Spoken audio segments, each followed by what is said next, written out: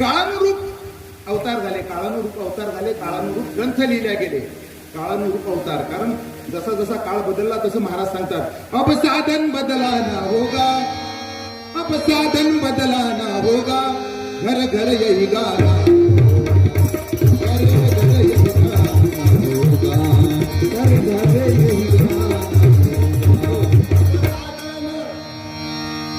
आणि त्यानुसार सर्व ग्रंथ लिहिले गेले.